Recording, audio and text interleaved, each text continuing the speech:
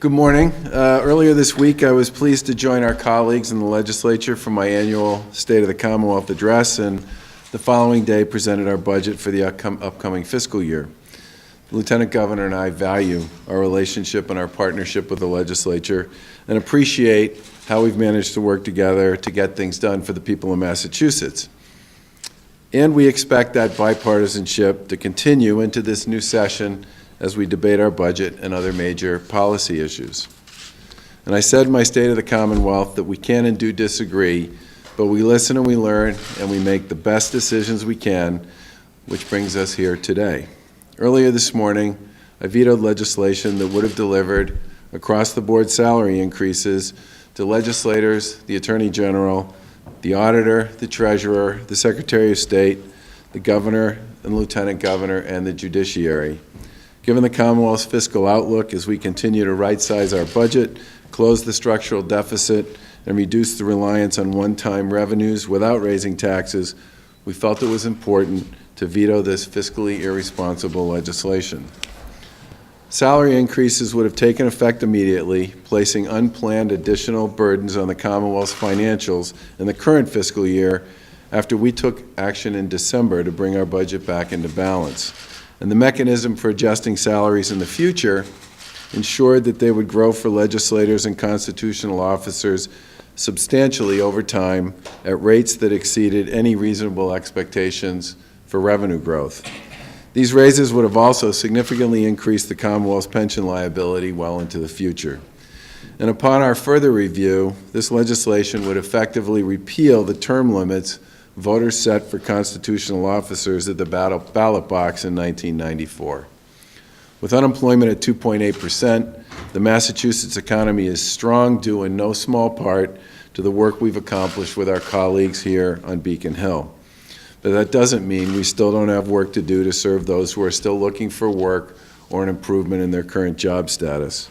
We owe it to those individuals and our most vulnerable and the rest of our citizens to practice fiscal discipline to ensure the responsibly prudent use of taxpayer dollars, and the strength of our democracy may ensure this process and debate doesn't end with this veto today as the legislature considers their next steps.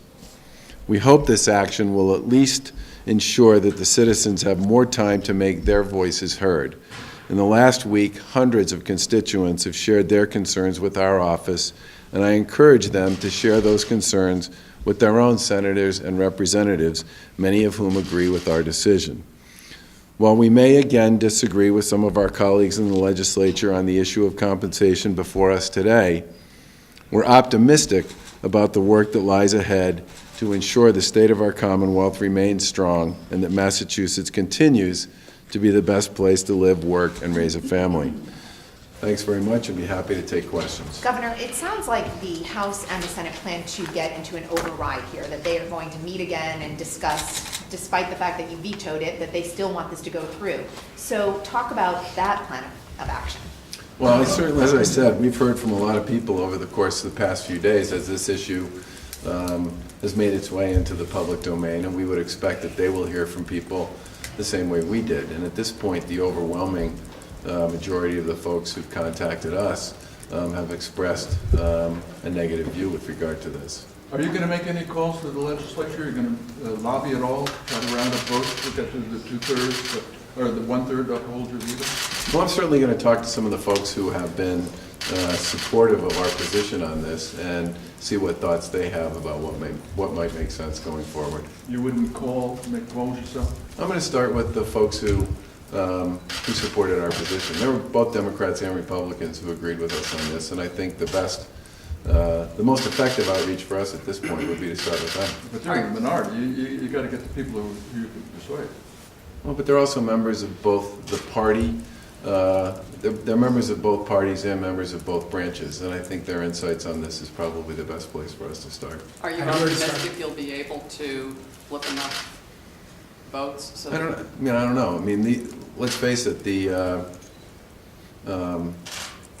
You never know this on this type of thing until you sort of get down to the last. I mean, most of the stuff that happens, and I think everybody who spends time up here knows this, is a lot of this stuff ends up being pretty fluid up until the last minute. Governor, some would suggest this is a win-win. You hold your ground firm on fiscal issues, they get their pay raise, and you continue working together. Well, we made the decision with respect to this. I mean, we said in 2014 that we thought the Commonwealth still had a lot of fiscal issues we needed to work through.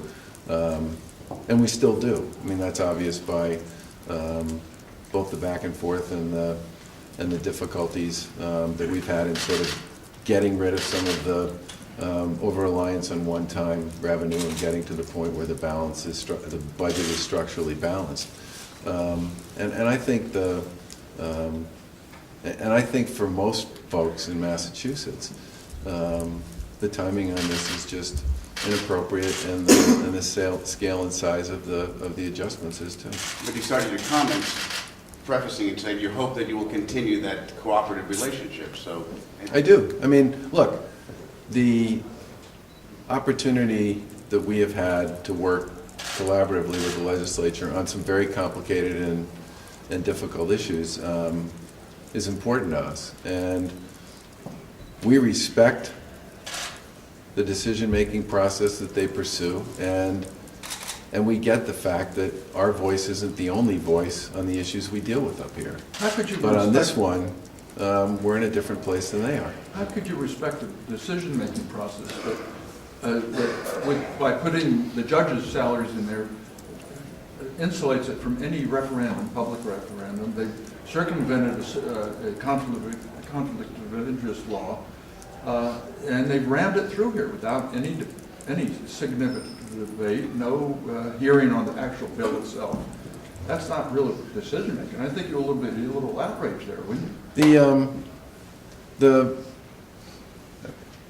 In fairness to them, okay, on the hearing, they had the hearing on the 2014 report.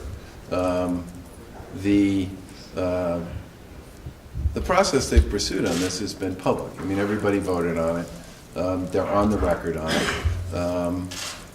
I think the issue with respect to the judges is, and whether or not this eliminates the possibility of a referendum, I think is subject to further review and discussion. The Constitution is very clear. You can't have a referendum. Although there was some conversation yesterday about the fact that it's possible, it may be possible, no one knows the answer to this, that it may be possible to put sections of the law before the voters and have the voters vote on that.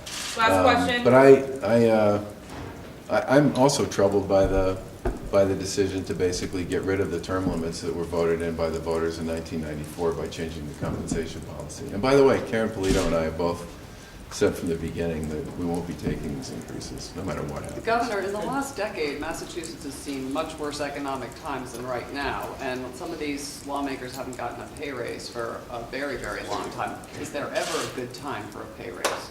Well, that's certainly one of the arguments that we heard from folks in the legislature who voted for it.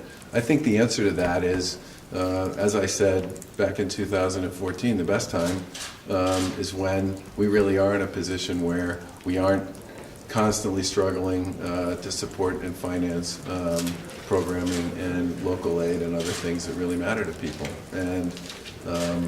And we've made clear that while we have had some success, and we're proud of this, in creating a pretty positive economic climate at a point in time when other states don't have the same kind of job performance we've had, that we're still dealing with relatively modest revenue growth, and as a result have to make some pretty tough decisions about what to support and what not to But support. you're keeping some really good people who might want to run, who maybe have families and can't possibly see how they would support a family on that salary, keeping those people from trying to get into public service? Well, I guess what I would say with regard to that is that everybody who's currently serving in the legislature was on the ballot in November, knowing full well what the job paid. We both knew full well when we ran what the compensation associated with this job was. Same goes for the constitutional officers, and I think to some extent,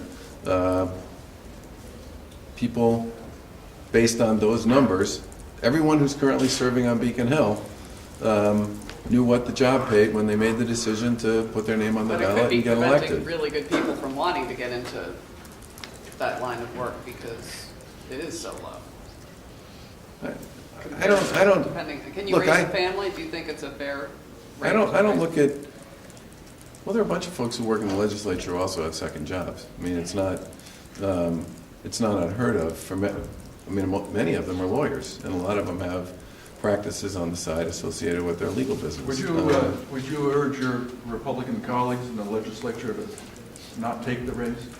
Well, I think some have already said that. Would you urge all of them? And that's obviously a personal decision that people will make on their own terms, but I can tell you that Karen and I both think if we're going to oppose it, then we shouldn't take it. Do you suggest on an the- outrage on the- you mentioned the term limits. I mean, why do you think that's important, or sorry, that's sort of a new twist to this, I guess, that hasn't been brought up publicly. Well, I didn't know, I wasn't, I mean, people talked about this in the context of legislative pay, right? That was all I heard. And this is a good example of why we tend not to take positions on issues until we actually see legislation, because sometimes you don't always know what's going to end up in it. The 2014 report that the legislative adjustments were based off of didn't talk at all about the term limit issue associated with the question that went before the voters in 1994. That question basically said, for constitutional officers, if you serve more than 2 terms, you don't get paid. Which Now, everybody, you gotta that go. doesn't prohibit somebody from running, but it certainly raises a pretty interesting question associated with somebody who runs for more than 2 terms. Which Governor, I we gotta have to go. go to another First event, I'm raises sorry. Thank you. I really do need to go. Governor, who will your first call be to?